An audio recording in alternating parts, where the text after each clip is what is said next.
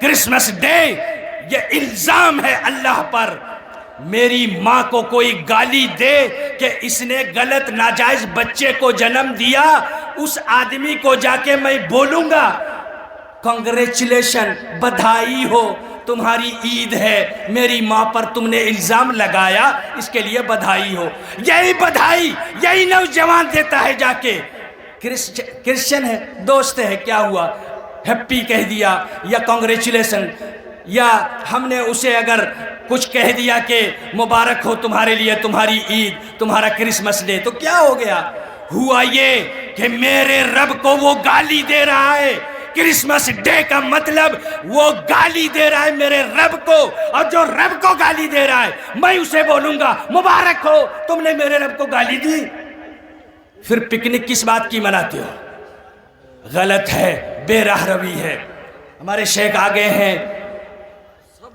میرے بھائی خاص طور سے اس مسئلے کو یاد رکھنا. اور کرسمس ڈے بہت ہی گھٹیا چیز ہے، اس پر میں کچھ کہنا چاہ رہا تھا. اللہ تبارک و تعالی ہمیں ان باتوں کو سمجھنے کی توفیق عطا فرمائے، ہم اپنے دین کو دین بنائیں اور ان کو رسومات اور رواج بننے سے بچانے کی کوشش کرنی ہوگی. اللہ تعالی ہمیں اس کی توفیق عطا فرمائے.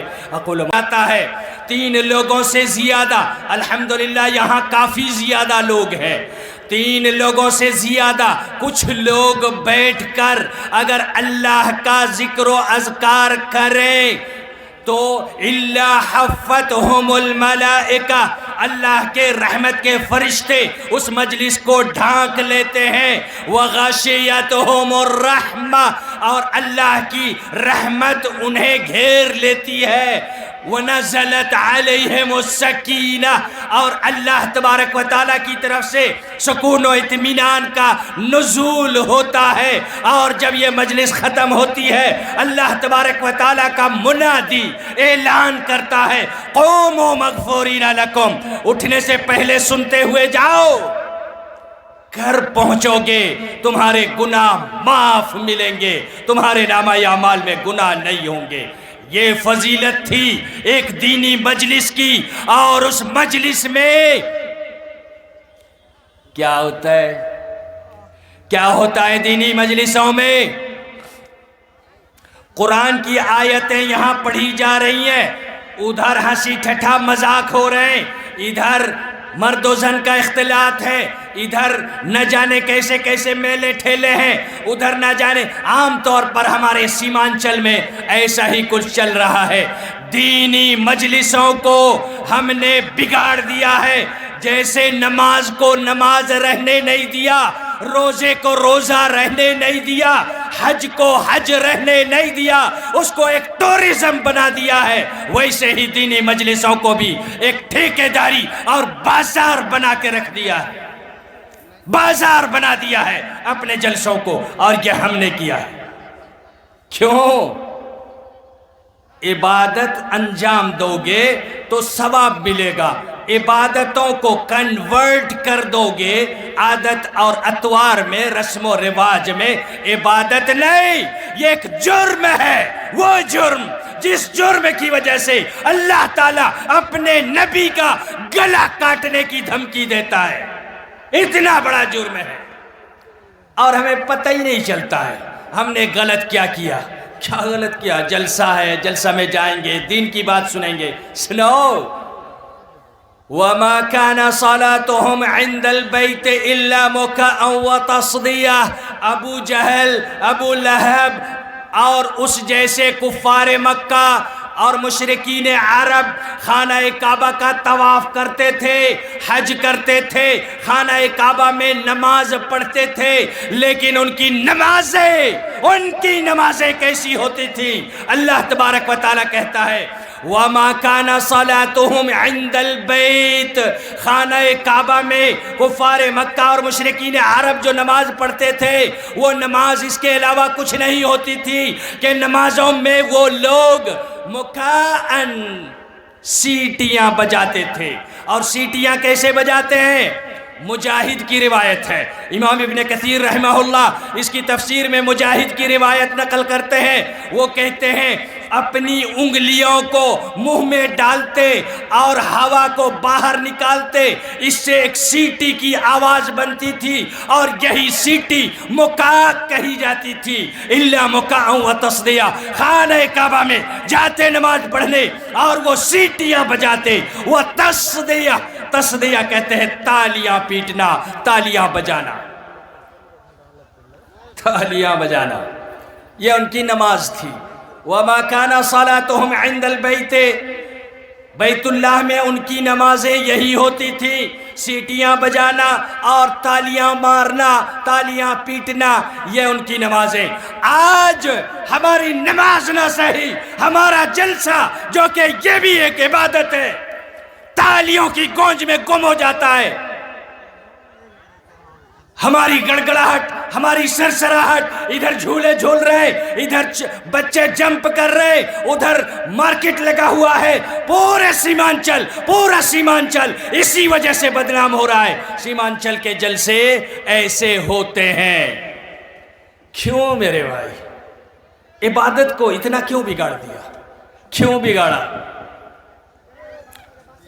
نوجوانوں کدھر ہو؟ میں نے آیت پڑھی ہے، انہم فتیۃ آمنوا بربہم وزدناہم ہدی۔ اللہ تعالیٰ کہتا ہے، اصحاب کہف کا واقعہ سنا ہے؟ کہف کا واقعہ، چند نوجوان تھے، وہ ایمان لے آئے۔ بادشاہ بڑا متکبر تھا، مشرک تھا، وہ سن لیتا کہ کوئی مسلمان ہو گیا، اس کا گلا کاٹ دیتا تھا اور سارے لوگوں کو مار دیتا تھا۔ ان نوجوانوں نے، جو چند تھے، 5-7 نوجوان تھے، انہوں نے اسلام قبول کیا تھا اور دیکھا اگر إِن يَظْهَرُوا عَلَيْكُمْ يَرْجُمُوكُمْ أَوْ يُعِيدُوكُمْ فِي مِلَّتِهِمْ۔ نوجوانوں، دوستو، ہم نے اسلام قبول کیا ہے، ہمارا راجہ، ہمارا بادشاہ اتنا ظالم ہے، إِن يَظْهَرُوا عَلَيْكُمْ، اگر اس پر ظاہر ہو گیا کہ ہم مسلمان ہو چکے ہیں، يُعِيدُكُمْ يَرْجُمُوكُمْ، پتھر مار کے تمہیں ہلاک کر دے گا، یا نہیں تو اپنے مذہب میں واپس کر لے گا، گھر واپسی کرا لے گا۔ سورہ کہف ہے، پڑھو۔ کون تھے؟ انہم فتیۃ، وہ نوجوان تھے، آمنوا بربہم، اپنے رب پر ایمان لایا، وزدناہم ہدی، ہم نے ان کی ہدایت میں بڑھوتری کر دی، اضافہ کر دیا، ہم نے ان کی ہدایت میں اضافہ کر دیا۔ نوجوان تھے، اپنے دین کو بچانے کے لیے گھر سے نکلے۔